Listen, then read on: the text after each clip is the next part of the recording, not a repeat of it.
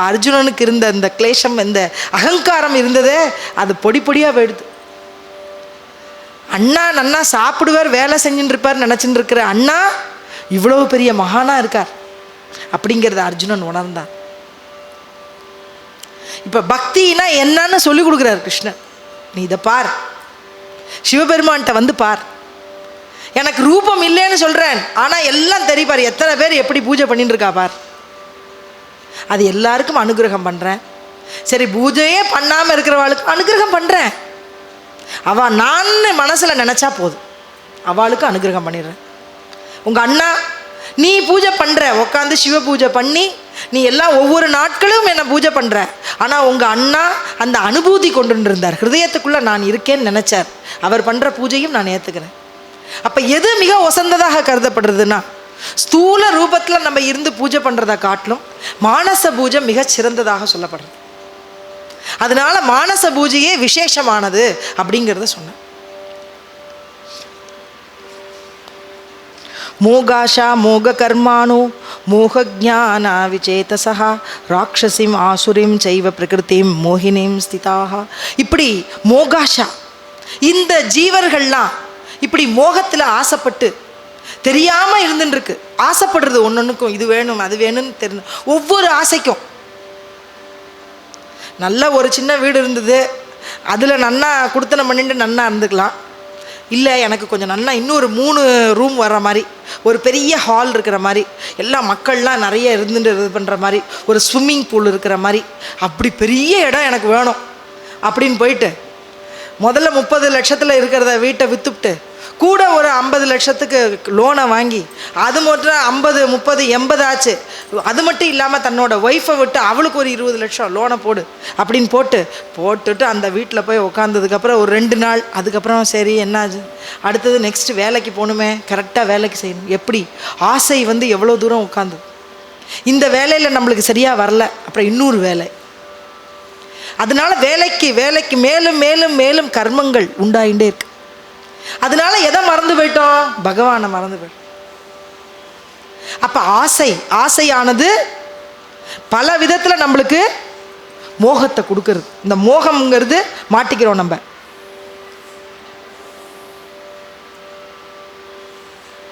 தியாயத்தோ விஷயான் பும்சஹ சங்கஸ்தேஷு உபஜாயதே சங்காத் சஞ்சாயதே காமஹ காமாத் க்ரோதோ விஜாயதே. இப்படி ஒரு ஆசைங்கிற ஒரு சங்கம் உண்டாயிடுது. அதனால என்ன ஆயிடுதுன்னா காமம், அந்த காமத்தில் இது வேணுங்கிறதுலாம் இன்னும் வேணுங்கிறது உண்டாயிடுது.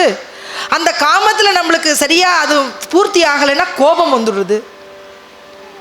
கோபமாக அவன் அதுலேயே இருந்து கடைசியில் தன்னைத்தானே அதை மடிச்சுக்கிறான், அதுலேருந்து அது உள்ளிட்டு போயிடுறான். குரோதோத்பவதி சம்மோக. அப்ப இந்த கோபங்கள் வந்ததுனால என்னாச்சு? அறிவின்மைங்கிற இந்த மோகம் அறிவின்மை. நம்ம எந்த காரியம் ஒழுங்கா செய்யறோம், எது செய்வதில்லைன்னு தெரியாம போயிடும்.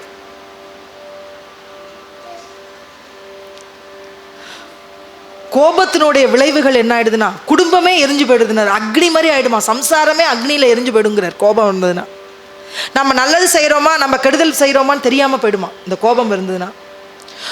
குரோதாத் பவதி சம்மோகா. அந்த சம்மோகத்தினால ஸ்மிருதி விப்ரமஹா. நம்ம எந்த காரியம் செய்யறோமே, இது நல்ல காரியமா இது கெட்டதான்னு நினைவுகள் இருக்கிறது இல்லை. அதன் மூலமாக செஞ்சுட்டு ஆசைப்பட்டு அதனால கோபப்பட்டு அந்த கோபத்தினால பல கெட்ட விஷயங்கள்லாம் செஞ்சதுனால உள்ள பலன் என்னன்னா அந்த பலனை அவன் அனுபவிக்கிறான். அதற்கப்புறம் நான் பிறவி மேல பிறவி வந்துட்டே இருக்கு. எந்த பொருளை யார்கிட்ட பிடிங்கினோமோ அந்த பொருளை அவன்கிட்ட கொடுக்கறதுக்காகவே அடுத்த பிறவி எடுக்கணும். எதை ஆசைப்பட்டு மனசுக்குள்ள நினைச்சுக்கிட்டே போயிருக்கோமோ அந்த ஆசையை பூர்த்தி பண்ணிக்கிறதுக்காக அடுத்த பிறவி இருக்கணும். யாரெல்லாம் நம்மளுக்கு கடன்பட்டு நம்மளுக்கு எல்லாம் செஞ்சு கொடுத்துருக்காளோ அவளுக்கு திருப்பி அடுத்த பிறவியில போய் அதை செஞ்சு கொடுக்கறதுக்காகவும் அடுத்த பிறவி உண்டாகணும். மேலும் மேலும் நற்காரியங்கள்லாம் இன்னும் எனக்கு செய்யணும்னு நினைச்சிட்டு இருக்கிறவாளுக்கு நற்காரியங்கள் செய்யறதுக்காகவே ஒரு பிறவியை கொடுப்பார் பகவான். எனக்கு எதுவுமே வேண்டாம், உன்னுடைய சரணாரவிந்தமே போரும், எஸ்ரேயஸ்யா நிச்சிதம் ப்ரூஹி தன்மே சிஷ்யத்யேகம் ஷாதி மாம் துவாம் பிரபன்னம். உன்கிட்ட நான் சரணாதி பண்ணிவிடுறேன், நீ எனக்கு என்ன கொடுக்குறியோ அதை செய் கிருஷ்ணா அப்படின்னு அர்ஜுனன் சொன்ன மாதிரி நம்ம டெய்லி சொல்லணுமா.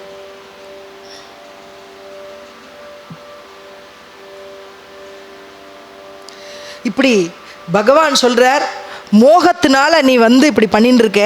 இந்த மோகம் ஆசையில் இருக்கிற மக்கள் எப்படிப்பட்டவாளால் இருக்கா அப்படின்னா, நரியின் கொம்பு போல, வானவில்ங்கிற அலங்காரம் போல, கந்தர்வ நகரம்ங்கிற மாயை போல இந்த உலகத்தில் இருக்கிறவாளுடைய வாழ்க்கை. நரி கொம்பு இருக்குமா? நரிக்கு எங்கேயாவது இல்லை. வானவில்னு பெரிய அலங்காரம், மேகத்தில் பெரிய வானத்தில் பார்த்தா அலங்காரம் பண்ணுற வானவில் எவ்வளோ நேரத்துக்கு இருக்கும்? கொஞ்சம் நேரத்துக்கு இருக்கும், அவ்வளோதான். அதுபோல் ஒரு கந்தர்வ நகரம்னு ஒரு மாயை உண்டு பண்ணது, அந்த மாயையினால் உண்டு பண்ண நகரம் எத்தனை நாளைக்கு இருக்கும்? அப்படி தான்ப்பா நீ ஆசைப்பட்டு இந்த உலகத்தில் உள்நின்று இருக்கிறதெல்லாம் போயிடும். சவரி பழம் அப்படிங்கிறது ஒரு பழம் சொல்கிறார் ஞானேஸ்வர் மாவுளி. அந்த பழம் பார்க்கறதுக்கு வெளியில் நன்னா இருக்குமா, உள்ள போய் திறந்து பார்த்தா அந்த பழத்துக்குள்ளே ஒன்றுமே இருக்காது. வெளியில் நம்ம பார்க்கறதுக்கு அவ்வளோ அழகாக இருக்குமா. எப்படின்னா, ஆட்டில் ஒரு கழுத்து ஒன்று இருக்குமா, ஆட்டுக்கு ஒரு கழுத்து, அந்த கழுத்து இப்படி ஸ்தனம் மாதிரி தொங்கின்னு இருக்குமா, அந்த ஸ்தனத்துலேருந்து பாலாக வரப்போகிறது. அது மாதிரி இந்த உலக வாழ்க்கையில் வந்துருக்கையில் இது அத்தனையும் ஆட்டு கழுத்தில் இருக்கிற ஸ்தனம் போல ஒன்றுத்துக்கும் பிரயோஜனம் இல்லாது. இப்படி மூடர்களோட வாழ்க்கையெல்லாம் இப்படி தான். இதுக்கு பிரமாணம், இந்த பிரமாணத்தை மட்டும் உங்களுக்கு படிச்சுட்டு போகிறேன். மாவுளியோட ஃபுல்லாக இருக்குது, அதுக்கு மராட்டியில் எழுதியிருக்கார். அதனுடைய தமிழ் படித்தா சொன்னால் போருங்கிறதுனால நான் அதை பண்ணிட்டு இருக்கேன், ஏன்னா டைம் ரொம்ப கம்மியாக இருக்குது. இப்படி இந்த உலகத்தில் நம்ம கற்கிற கல்வியும் வேஸ்ட்டாக தான் இருக்குன்ட்டார். இன்ஜினியரிங் படிக்கிறா, என்ன போய் கிளர்க்கு உத்தியோகம் பண்ணிட்டு இருக்கா, சம்மந்தமே இல்லாத ஒரு உத்தியோகம். எதுக்குடா இது இவ்வளோ கஷ்டப்பட்டு படித்தா? இன்ஜினியரிங் படித்து ஒருத்தர் டீச்சர் உத்தியோகம் பார்த்துட்டு இருக்கான். ஒருத்தன் பெரிய லெவலில் அவன் டாக்டருக்கு படிச்சுட்டு அவன் ஏதோ ஒரு வேலை உட்காந்துட்டு ஆற்றுலேயே உட்காந்து அதை பண்ணலாம் இதை பண்ணலாமான்னு உட்காந்துட்டு இருக்கான். சம்பந்தமே இல்லாத காரியங்கள். ஆனால் அந்த குழந்தைகள் அதை படிக்கிறதுக்காக எவ்வளவு புத்தியை செலவழித்து, நேரத்தெல்லாம் செலவழித்து, பேரண்ட்ஸ் அதுக்காக எவ்வளோ பணங்காசுகள்லாம் செலவழித்து இப்படி இருக்காளே, அதனால என்ன பிரயோஜனம்?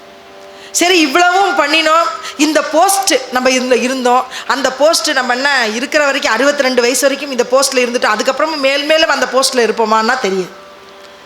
நான் ஹெட் மிஸ்ஸஸ்ஸாக இருந்தேன்னு சொல்லிட்டு இருக்க வேண்டியதான். அதுக்கப்புறம் முடிச்சாச்சுன்னா நான் ஹெட் மிஸ்ஸஸ்ன்னு சொன்னால் யாரும் பார்க்க மாட்டான், ரைட்டா? அப்போ எதை இந்த உலகம் பார்க்கணும்னா, நீ ஹரிபக்தி பண்ணினா இது எதனாலன்னா இக உலகத்துக்கும் பிரயோஜனம், பர உலகத்துலேயும் பகவான் அருள் கிடைக்கும். இக உலகத்தில் உனக்கு பொருள் கிடைக்கும். பகவான் சொல்கிறார், யார் பாகவதராக இருக்காரோ அவருக்கு ஒரு ட்ரெஸ்ஸு அவள் கொடுத்துருவா, அவளுக்கு வேணுங்கிறத பணங்கள் கொடுத்துருவா, சாப்பாட்டுக்கு ஒரு கஷ்டம் இருக்காது. பாகவதர்களாக இருக்கக்கூடியவாளுக்கு என்றைக்காவது பாருங்க எத்தனை பேர் கஷ்டப்படுற? கிடையவே கிடையாது. பாகவதர்களாக இருந்தால் போகிறோம், அவளோட சேர்ந்து சத்சங்கம் பண்ணுவா, 2 இடத்துல போய் சாப்பிட்ருவா, எனக்கு கூட சந்தோஷமாக இருப்பா, ஆற்றுல படுத்துட்டுருவா, அடுத்த சத்சங்கம் எங்கே இருக்குது போயிடுவான், இப்படியே கிளம்பிடுவா, இப்படி வாழ்நாளை ஓட்டிடுவா. அடுத்து பகவத் பிரவிற்த்தினால எந்த கர்மங்களும் நிற்கிறது இல்லை. அதனால கர்மங்கள் இன்னுமே செய்ய வேண்டியதுன்னு ஒன்றும் இல்லை, யாருக்கும் செஞ்சு முடிச்சு கொடுக்கணுங்கிறது ஒன்றும் இல்லை. என்ன இருக்குது அப்படின்னா, பகவானை நினச்சிட்டே இருக்கிறது மட்டுமே, பகவானுடைய புகழ வாயினால் பாடுறது மட்டுமே அவளுக்கு மிஞ்சி இருக்குமா. அதன் மூலமாக அவள் பகவத் சாநித்தியத்தை அடைஞ்சிடுறா ஈஸியாக. அப்போ இவ்வளோ நாளும் கஷ்டப்பட்டு இந்த உலகத்தை ஒன்று இருக்கிறவாளை ஆசைப்பட்டு அதனால மேலும் மேலும் பல பொருட்களை சேர்த்து அந்த பொருள்களை காப்பாற்றுறதுக்காக வேற பண்ணிட்டு நம்மளை விட்டு நம்மளுக்கு மான அவமானமாக ஆயிடக்கூடாது, இந்த மானத்தை தக்க வச்சுக்கணுங்கிறதுக்காக திருப்பி. ஆனால் சாதுக்கள் மானத்தையும் பார்க்கறதில்ல, அவமானத்தையும் பார்க்கறதில்ல. பகவன் நாமத்தை சொல்லுவோம், எவன் நம்மளை மதிச்சா என்ன, மதிக்காட்டி போனா எங்களுக்கு என்ன, நான் பகவானோட இருக்கேன். தனம் துக்காமனே சோப்பே ஆகே சர்வாகுனி ஷஹானா தோ தனி கேத்தோயதே. ராமகிருஷ்ண ஹரி விட்டலா கேசவா மந்திரஹா ஜப்பாவா சர்வகால். இது சொல்லிட்டார் துக்காராம் மகாராஜ், அனுகிரகம் பண்றார். ஒரு சாஸ்திர அறிவு பண்டிதனா இருக்கான் இல்லையா, இவ்வளவு வேதங்கள்லாம் கத்துன்னு இருக்கேன் அப்படின்னு சொன்னதுக்கு அது எப்படின்னா, ஒரு சிறுமி கையில் ஒரு ஆயுதத்தை கொடுத்ததுக்கு சமானம்ட்டார். அந்த குழந்தைக்கு என்ன வீரம் தெரியுமா? அந்த சின்ன குழந்தை கையில் ஒரு பெரிய வாழை கொடுத்து நீ சண்டை போட்டுட்டு வான்னா அந்த குழந்தைக்கு தெரியுமா? அது மாதிரி நம்ம சாஸ்திர சம்பிரதாயங்கள்லாம் தெரியும். எனக்கு பெரிய பண்டிதன் நான் சொல்கிறதும் அது மாதிரி தான். அதனால ஒன்றும் பிரயோஜனம் இல்லைன்ட்டார். எல்லாருக்கும் முன்னாடி வேணால் சம்ஸ்கிருதத்தில் நான் எல்லாம் முன்னாடி படனம் பண்ணி காமிக்கலாம். நீ பாகவத நான் இருக்கியா? நீ பாகவத தர்மத்தில் இருக்கியா? எல்லாரையும் என்னவனா பார்க்குறியா? உன் ஹிருதயத்தில் நான் இருக்கிறதா பார்க்குறியா? என்னோட நாமத்தை சொல்லிட்டு இருக்கிறியா? அவனுக்கு தான்ப்பா இந்த உலகத்துலேருந்து மோட்சம் கிடைக்க போகிறது. மிச்சம் எல்லாருக்கும் மோட்சங்கிற முக்திங்கிறது கிடைக்காது. ஞானபரமாக இருந்தாலும் பக்தியாக இல்லைனாலும் வேஸ்ட்டுன்ட்டார். பக்தி இருக்குது ஞானம் இல்லைனாலும் வேஸ்ட்டு அப்படின்ட்டார். அப்புறம் ஞானோத்தர பக்தின்னு சொல்லக்கூடிய எல்லாம் ஞானத்தோட பகவானுடைய நாமத்தை சொல்லிட்டு பகவானை நினச்சிண்டு அவனுக்கு உருவகப்படுத்தி அவனை ஒரு கிருஷ்ணனாகவோ ராமனாகவோ முருகனாகவோ பிள்ளையாராகவோ மனசில் பிரேமையோடு அந்த பகவானுக்கு செஞ்சுண்டு அந்த பகவான்கிட்ட இந்த பிரேமையை ஹிருதயத்தில் கொண்டுண்டு அந்த அனுபூதியை பிடிச்சிண்டு எந்த தெய்வத்தை பண்ணாலும் என்கிட்ட அணைஞ்சிருவான்னு சொல்கிறானே அந்த பாவம் எவனுக்கு கிடைக்கிறது அவனுக்கு மோட்சம்னு சொல்லிட்டு. அர்ஜுனா, மனநிலையே சரியாத இருக்காது. அவளுக்கு அறிவோ பெரிய சாதனைகளோ கொடுத்து என்ன பிரயோஜனம்? மனநிலை பைத்தியம் மாதிரி இருக்கு. அவருக்கு ஒரு ஞானத்தை கொடுக்குறேன்னு போய் போதனை பண்ணிட்டு இருந்தா என்ன பிரயோஜனம்? மனசுக்குள்ளே எதையும் தாங்கிக்கக்கூடிய சக்தி இல்லை, எதையும் உணரக்கூடிய சக்தி இல்லை. அது மாதிரி தானா இந்த உலகத்தில் ஒழுன்னு இருக்கிறவாளுக்கு. மோகாஷா மோக கர்மானா மோக ஜானா விசேஷதா விசேதசா. நம்மளுக்கு தமோ குணம் இருக்கான், ராட்சச இயல்பு. இந்த ராட்சசம் என்னதுன்னா பேராசை, கோபம், தாபங்கள், மற்றவாளை வாழணும்னு நினைக்கிறதே இல்லை. அதெல்லாம் ராட்சச குணமா. இந்த மாதிரி இருக்கிறவாளா இருந்தா மொத்தமாக விவேகம்ங்கிறது எது நல்லது எது கெட்டதுன்னு தெரிஞ்சுக்கக்கூடிய அந்த சக்தி இருக்காம போய் இருளில் போயிடுவோமா நம்ம. அதனால பிற பிறவிகள் அதே மாதிரியே கொடுப்பாராம் பகவான். அதே மாதிரியே இருளில் மூழ்கக்கூடிய பிறவி.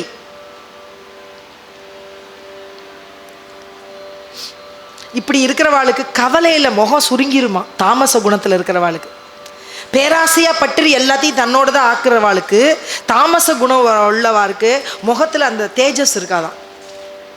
அந்த தேஜஸ் எப்போ வரும்னா எல்லாத்தையும் விட்டுவிட்டு பகவானே இருக்கான்னு சரணாகதி அன்ட்டு நீ எல்லாத்தையும் அனுபவிச்சுன்றன்னு சொல்லிட்டார். எதையும் விட சொல்லலை. அதுக்காக விடுறதுன்னா என்னென்னா மனசளவில் பற்ற விட்டுருன்னு.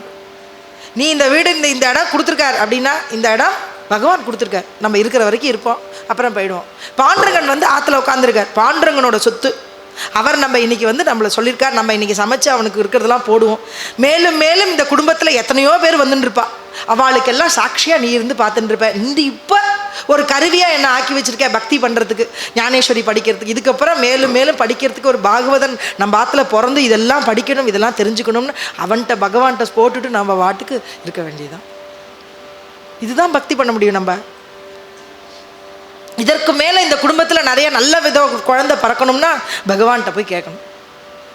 எனக்கு நல்ல சாதுக்களாக இருக்கக்கூடிய நல்ல விஷயமா இருக்கக்கூடிய குழந்தைய கொடுக்கணும். மார்க்கண்டேயனுக்கு அவள் பேரண்ட்ஸ் கேட்டா இல்லையோ, எத்தனை நிறைய அறிவே இல்லாமல் ரொம்ப நாட்கள் இருக்கக்கூடிய குழந்தை வேணுமா, இல்லை 16 வயசு வரைக்கும் இருக்கக்கூடிய நல்ல புத்திசாலியாக இருக்கக்கூடிய குழந்தை வேணுமான்னு கேட்டாரோ இல்லையோ பகவான். எங்களுக்கு புத்திசாலியாக நல்லா இருக்கக்கூடிய குழந்தை அறிவு. அந்த அறிவுனால அந்த குழந்தை சிவபெருமான் தான் கட்டின்றது 16 யமனையே உதைச்சிட்டும் அவருக்கு அனுகிரகத்தை பண்ணார். அதனால் அறிவுன்னு இருந்தால் அவன் மோட்சம் அவன் எத்தனை நாள் வரைக்கும் அவனால் இருக்க முடியும். அந்த ஞானத்தை இருக்க நம்ம கேட்கணுமா பகவான்கிட்ட. எனக்கு ஞானத்தை கொடு, எனக்கு வைராக்கியத்தை கொடு, எனக்கு விவேகத்தை கொடு, எனக்கு பக்தியை கொடு. பகவான்கிட்ட என்ன கேட்கணும்? எனக்கு பெரிய வீடு வேணும், எனக்கு அது வேணும் இது வேணும். பகவானுக்கு முன்னாடி நான் இதை செஞ்சுட்டு இருக்கேன், இது பண்ணு. அவனுக்கு தெரியுமா உனக்கு எது செய்யணும் எது செய்யக்கூடாது. அதனால் பெரிய அலுவல்களில் இருந்தும் அந்த அலுவல்களில் பல பிரச்சனைகள் இருந்தும் பகவான்கிட்ட வேண்டிக்கலாம். இந்த பிரச்சனைகள்லேருந்து என்னை வெளிவிட கொண்டு வா, எனக்கு எப்பொழுதும் உன்னையே நினச்சிட்டு இருக்கிறத கொடு அப்படின்னு பகவான்கிட்ட கேட்கணுங்கிறத பகவான் சொல்கிறார். அழிவை உண்டாக்கும் விஷயங்களே விரும்புவர்கள் இந்த சம்சாரிகள். அதனால் அது அவிவேக மலைக்குள் இருக்கும் பள்ளத்தில் போய் விழுந்துருவான். பெரிய மலையா, அந்த மலையில் இருக்கிற ஒரு பெரிய பள்ளத்தில் போய் நம்ம விழுந்துருமோமா. அந்த பள்ளத்தில் போய் நம்ம விழுந்துட்டோம்னா அப்புறம் மேலே ஏறி வர்றதுங்கிறது கஷ்டம். அது மாதிரி எத்தனை ஜென்மங்களை நம்ம கடப்போமோன்னு தெரியாது. ஆனால் சாதுக்களோட இடத்துக்கு நம்ம வந்துட்டோம், சத்சங்கத்துக்கு வந்துட்டோம். அவள் என்ன சொல்லியிருக்கா, என்னையே நீ சரணாகதி ஆகுன்னு சொல்லிட்டா அவனை பிடிச்சுட்டுருவோம். இப்போ என்னென்னா இந்த சம்சாரத்தில் இருக்கிற வெறுப்பு என்னும் பற்களால் அறிவை அரைத்து அழிப்பார்கள். எல்லாரையும் வெறுப்பாளாம். நல்லதுவா நடக்க மாட்டாது. ராட்சச குணத்தில் இருக்கிறவா எல்லாரையும் வெறுக்குறாளாம்.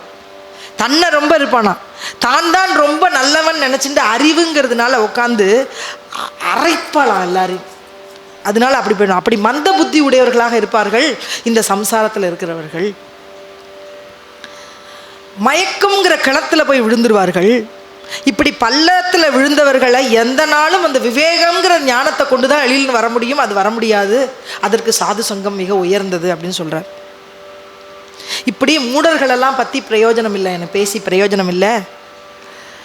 ஐசே போலிலே தேவே தே தே ஜி ஜி மனத்தலே பாண்டவே ஆயிக்கே ஜேத்தே வாச்சா விசவே தே சாது கதா. இப்படி அஞ்ஞானிகளாக இருக்கக்கூடியவா அவளுக்கு இப்படிப்பட்ட ஒரு மந்த புத்தியில் இருந்துட்டு இருளில் இருக்கக்கூடியவா இவாளால் பல பேருக்கு கஷ்டங்கள் தான் உண்டாயின்னு. இப்படி ஆசுர குணத்தில் இருக்கிறவாளை பற்றி பிரயோஜனம் இல்லை. இப்படிப்பட்டவாளை விட்டுட்டு என்ன சொல்லுவோன்னா சாது கதைகளை பற்றி பேசும். ராமச்சந்திரமூர்த்தி சீதையை பிரிஞ்சு வனத்தில் இப்படி அல்லோல கல்லோல இந்த பக்கம் விழுந்து அந்த பக்கம் விழுந்து அந்த பக்கம் விழுந்து இந்த பக்கம் விழுந்து அழுதுண்டே இருந்தாராம், போயிட்டே இருந்தாராம். சிவபெருமான் பார்வதியோடு அங்கேருந்து வந்துட்டு இருக்காராம். அவர் தன்னுடைய விஷபாரூடரா நந்தியம்பெருமான் மேலே உட்காந்துட்டு வரார். தன்னோட பார்ஷதர்கள்னு சொல்லக்கூடிய கணங்களோட சிவகணங்களோட வரார். பார்வதி வரா. வந்துட்டே இருக்கிற பொழுது இந்த தண்டகாரண்யத்தில் பார்க்குறார் பகவான் ராமச்சந்திரமூர்த்தி அழுதுண்டே இங்கே போகிறார், அந்த பக்கம் போகிறார், அந்த பக்கம் போகிறார், அந்த பக்கம் போகிறார். இப்படி அழுதுண்டே போயின்னு இருக்கார். சிவபெருமான் அவரை பார்த்த உடனே வணங்குறார். அவரை பார்த்த உடனே இவருக்கு ஒரு பொலிவு மனசில் உண்டாயிடுறது. அவரோட பாவத்தை பார்த்துட்டு அவர் பாட்டுக்கு சிரிச்சுட்டு போய்டுறார். அப்போ இங்கே பார்வதி கேட்குறா, என்ன நீங்கள் அவர் அழுதுட்டு போகிறார், நீங்கள் அவரை வணங்குறேள் சிரிக்கிறேள், ஆனால் அவருக்கு முன்னாடியும் போகலை, நீங்கள் அந்த இடத்த நமஸ்காரம் பண்ணி நீங்கள் பாட்டுக்கு போயிட்டே இருக்கல, ஏன் அவர் யார் அப்படின்னு கேட்குறா. சிவபெருமான்கிட்ட கேட்குறா பார்வதி, இவர் யார்? அவர் சொல்கிறார், இந்த உலகத்தையும் இந்த பிரம்மாண்டத்தையும் படைத்த பிரம்மமாக இருக்கக்கூடியவர் அவர்தான் ராமன். அவர் சாக்ஷாத் விஷ்ணு, அவருடைய அவதாரம். அவர் இங்கே வந்திருக்கார். விஷ்ணுவோடைய அவதாரம் பகவான், அவர் வந்திருக்கார். அப்புறம் எதுக்கு அவர் அழறார்? இவர் பகவான் தானே, இவர் எதுக்கு அழணும் அப்படிங்கிறார். அவர் சொல்றார் சிவபெருமான், அம்மா கேட்டுக்கோ, இவர் பகவான், இவர் விஷ்ணு, நீ பரீட்சை பண்ணி பார்த்துக்கன்னா பார்த்துக்கோ, நான் சொல்றத நீ கேள், நான் உனக்கு நல்லதையே கூறுவேன். அவர் பகவான், நீ நம்பு, அவர் செய்கிற காரியங்கள்லாம் பார்க்காத, மாயை அப்படின்னு சொல்கிறார். இவ கேட்க மாட்டேங்கிறா. பகவான் கிளம்பிட்டார். இவ அங்கேயே நின்றுருக்கார். இவன் என்ன நினச்சான்னா, இவர் பகவானா இல்லையா, இவரை நம்ம சோதிக்கணும் அப்படின்னு நினச்சுண்டா பார்வதி. நினச்சிண்டு அவருக்கு முன்னாடி சீதா மாதிரியே வேஷத்தை போட்டுட்டா. சீதா மாதிரியே வேஷம் போட்டுட்டு அவருக்கு முன்னாடி நிற்கிறா. ராமனுக்கு முன்னாடி போயிட்டா. போய் சீதை மாதிரி வேஷம் போட்டு நிற்கிறா. நின்ன உடனே ராமச்சந்திரமூர்த்தி பார்க்கணும் இல்லையோ, சீதை தானே அவளை பார்க்கணும் இல்லையோ, பகவான் அவளை பார்க்கவே இல்லை. திருப்பி இங்கேருந்து அந்த மரத்துக்கு போகிறார், அங்கேருந்து அந்த மரத்துக்கு தாவறார், அங்கேருந்து ஒரு செடி இருக்குது, அந்த செடியை போய் கட்டிக்கிறார். சீதே சீதே சீதே நீ எங்கே இருக்க எங்கே இருக்க, இங்கேருந்து கட்டிக்கிறார், அங்கே போகிறார், அங்கேருந்து போகிறார், அங்கே கட்டிக்கிறார், இப்படி கட்டிக்கிட்டே இருக்கார். லக்ஷ்மணன் சொல்கிறார், அண்ணா சீதா வந்திருக்காமா, சீதாம்மா வந்திருக்கா, நீங்கள் பாருங்க, மண்ணி வந்திருக்கா பாருங்க. அவர் திருப்பி இந்த பக்கம் திரும்பிட்டார் ராமச்சந்திரமூர்த்தி. உடனே அங்கே இருக்கிற தேவாதி தேவர்கள்லாம் டெய்லி இவர் என்ன பண்ணுவார்னு பார்த்துட்டு இருக்கா. அவள்லாம் பார்க்குறா, என்ன நடக்கிறது இங்கே, எய்தாப்புல சீதையே வந்திருக்காளே, இவர் ஏன் பார்க்கல, அங்கே இருக்கிறவாளுக்கு தெரியல. தடால்னு அண்ணா நீங்கள் பாருங்க அப்படின்னு திரும்பினார் ராமச்சந்திரமூர்த்தி. அம்மா சத்தியமாதா, சிவபெருமான் எப்படி இருக்கார், சௌக்கியமாக இருக்காரா அப்படின்னு கேட்குறார். அப்படி கேட்ட உடனே அவளுக்கு வெக்கமாக போயிடுது. உடனே நீங்கள் என்னை மன்னிச்சுக்கோங்க, நான் என்னோட சீதைங்கிற ரூபத்தில் நான் வந்துட்டேன், ஆனால் நீங்கள் சத்தின்னு தெரிஞ்சுட்டேன், உங்களுக்கு ஞானம் இருக்கா, நீங்கள் பெரிய பகவானா அப்படின்னு தெரிஞ்சுக்கிறதுக்காக நான் வந்தேன் அப்படின்னு சொல்கிறார். சொன்ன உடனே நான் பகவான் தான் அப்படின்னு சொல்லிட்டு அவள் உடனே நான் புரிஞ்சுட்டேன் அப்படின்னு சொல்லிட்டு அவள் கிளம்புறான். அவள் கிளம்பின உடனே பகவான் அவருக்கு முன்னாடி அந்த சைடு போய் தான் ராமச்சந்திரமூர்த்தி லக்ஷ்மணனோட சீத்தையோட அனுமானோட காட்சி கொடுத்தார். சரி, அங்கே காட்சி கொடுத்தாருன்னொன்னே சத்தியமாதா இப்படி திரும்புகிறா, அந்த சைடு அதே மாதிரி காட்சி கொடுக்குறார். அப்படி பின்னாடி வர இந்த சைடு காட்சி கொடுக்குறார். பார்க்கும் இடமெல்லாம் 8 திக்கிலையும் ராமன் காட்சி கொடுத்தார். அப்போ எனக்கு நீங்கள் அனுகிரகம் பண்ணுங்கன்னு சீதா மாதா ரூபத்தில் இருக்கிற சதி கேட்குறான். நீங்கள் பார்வதியாக மாறுங்கோ முதல்ல அப்படின்னு சொல்கிறான். பார்வதியாக மாறுறான். உங்கள் ஆத்துக்காரர் உங்களுக்கு குரு, அவர் சிவபெருமானே குருவாக இருக்கிற போது அவர் சொல்கிறார் நான் பகவான்கிறத நீங்கள் ஏற்றுக்கலையே, எனக்கு நீங்கள் அனுகிரகம் பண்ணுன்னு சொல்கிறீங்களே, உங்களுக்கு நான் எப்படி சொல்கிறது அனுகிரகம் பண்ணுறது? உங்களுக்கு நான் எதை வச்சு விளக்குவேன் நான் பிரம்மம் அப்படிங்கிறது? நீங்கள் பிரம்மம்னு கற்றுக்கணும்னு நினச்சேன்னா முதல்ல உங்களுடைய அகங்காரத்தை விடணும். உங்களோட குரு என்ன சொல்கிறாரோ அதை நான் கேட்குறேன்னு சொல்லணும். உங்களோட பதிக்கு நீங்கள் மரியாதை கொடுக்கணும். அவர் என்ன சொல்கிறாரோ அதை கேட்கணும். சொல்கிறால் உங்களுக்கு ஞானத்தை கொடுக்குறேன். அவர் சொல்கிறா நான் தப்பு பண்ணிட்டேன், என்னை மன்னிச்சுக்கோங்க. எங்கள் சிவபெருமான் சொன்னார், எங்கள் ஆத்துக்காரர் சொன்னதை நான் கேட்கல, அதனால் தயவு செய்து எனக்கு ஞானத்தை நீங்கள் கொடுங்கோன்னு கேட்குறான். பகவான் சொல்கிறார், நான் மாயையில் இருந்துருக்கேன், நான் அழறேன். எதுக்கு அழுதேன் தெரியுமா? இதற்கு முன்னாடி இருக்கிற பிறவியில அத்தனை சாதுக்களும் என்னை பார்த்து என்னை கட்டிக்கணும்னு ஆசைப்படுறா, என்னோட இருக்கணும்னு ஆசைப்பட்டா, என்னோட அனுகிரகத்தை பெறணும்னு அவள் ஆசைப்பட்டா. அத்தனை பேரும் இங்கே விருட்சங்களாகவும் செடிகளாகவும் கொடிகளாகவும் என் முன்னாடி அவள் இருக்கா. நான் நீங்கள் பார்க்கறது ஸ்தூலமாக பார்க்குறேன், செடியாகவும் கொடியாகவும் மரங்களாகவும் பார்க்குறேன். நான் என்னுடைய எத்தனையோ ஜென்மமாக எனக்காக இருக்கணும்னு என்னை தேடி வந்திருக்கிறவா அத்தனை பேரும் இப்படி இருக்காளேன்னு தெரிஞ்சுட்டு அவளுக்கு ஒவ்வொருத்தருக்கும் என்னை ஸ்பர்ஷத்தை கொடுத்து அவளை எல்லாத்தையும் நான் முக்தி பண்ணிட்டு இருக்கேன்ட்டார் பகவான். அப்போ மரத்தில் இருக்கிறவாள் மேலே அவளுக்கு கட்டையை அணைச்சன் மூலம் அவளுக்கு மோட்சம். யாரெல்லாம் என்னோட ஸ்பர்ஷம் படுறதோ அவளுக்கெல்லாம் மோட்சம். இந்த மண் இங்கே இருக்கிற அத்தனையும் என் காலடி பட்டு பட்டு மோட்சம். அதனால நான் எல்லாரையும் சுற்றி சுற்றி சுற்றி வரேன். என்னுடைய கண்கள்லேருந்து வர்ற தாரைங்கிறது ஆனந்த பாஷ்பம். நான் என்னன்னா என்னோட சாதுக்களை நான் போய் கட்டிக்கிறேங்கிறதுனால நீ மாயையில் இருக்கிறதுனால நான் அழுதுறேன். சீத்தையை சீத்தேன். சீத்தை எங்கே இருக்கான்? என் ஹிருதயத்தில் இருக்கா, நீ பார். சீத்தைங்கிறவ போகிறதுக்கு முன்னாடி அக்னிக்கு முன்னாடி அவ சாட்சியாக வந்துட்டா. அக்னி பகவான் சொல்றார், உங்களை அடுத்தது அசுரனா வரவன் உங்களை தீண்டிடுவான், அதனால நீங்க உங்களோட ரூபத்தை என்கிட்ட கொடுத்துருங்கோ, உங்களோட மாயையான சீதையை உங்களுக்கு முன்னாடி நான் வைக்கிறேன்னு முன்னாடியே எடுத்துன்னு போயிறார். மாயையான சீதை முன்னாடி வந்துடுறான். அதற்கப்புறம் தான் அவன் தீண்டுறான். மாயையை தீண்டினா தீண்டாட்டி போனான். நம்மள்கிட்ட இருக்கிற அந்த நிழல் இருக்கு, அந்த நிழலை தொட்டா என்ன தொடாட்டி போனான். அதனால ஒன்றும் இல்லையே. அதே மாதிரி சீத்தையை தொட்டு கூட்டின்னு போனான்னு சொல்றது. ஆனால் சீதா மாதா அக்னியிலேருந்து பிரவேசமாகி அக்னி பிரவேசம் பண்ணிட்டு வாழ்றார் ராமச்சந்திரமூர்த்தி. அக்னியில உள்ள போயிட்டு வெளியில வரா, உண்மையான சொரூபத்தில் வெளியில வராங்க. அது ராமனுக்கு தெரியும், சீதைக்கு தெரியும், அங்கே இருக்கிறவாளுக்கு தெரியாது. இதனால பகவான் சொல்றார், என்னோட மாயைன்னு தான் இந்த உலகம் இருக்கு. ஆனால் ஸ்தூல ரூபத்தில் நீ பார்க்கறது எல்லாம் உலகமாக தெரியும், ஆனால் எல்லாத்துலேயும் நான் இருக்கேன். ஆனால் அதற்குள்ள அதில் என்ன இருக்குன்னா பல பல குணங்கள்லையும் பல பல விகாரங்களாகவும் லோபம் மோகம் மதம் மாச்சரியங்கிற விகாரங்களோடு இருக்கக்கூடிய குணங்களில் நான் இல்லை. ஆனால் எல்லா குணத்தையும் நான் தான் கொடுத்துருக்கேன். இந்த ரகசியத்தை நீ புரிஞ்சுக்கோ. இந்த குணங்கள் எல்லாம் நான் இருப்பதில்லை. இந்த குணங்கள் கொண்ட இந்த சரீரத்தில் நான் இருக்க மாட்டேன். ஆனால் இந்த சரீரம் என்னோட ஆதாரம் இல்லாமல் இந்த சரீரம் இந்த வேலையை செய்யாது. நீ எத்தனை எத்தனை ஜென்மங்களாக நீ பண்ட கர்ம வினைகளை இந்த சரீரம் கொண்டுதான் நீ போக்க முடியும். இந்த சரீரம் கொண்டுதான் நீ பக்தி பண்ணி என்னை அடைய முடியும். அதனால இந்த சரீரத்துக்கு உள்ள அதுக்கு ஆதாரமாக இருக்கேன். ஆனால் இந்த சரீரம் பிரவர்த்திக்கிறதுக்கு இந்த கர்மங்கள் எதுலேயும் நான் இல்லை, நான் சாட்சியாக இருந்துருக்கேன். இந்த ரகசியத்தை நீ புரிஞ்சுண்டு இந்த மென்மேலும் நீ இதில் பக்தி பண்ணு, நீ என்கிட்ட வா.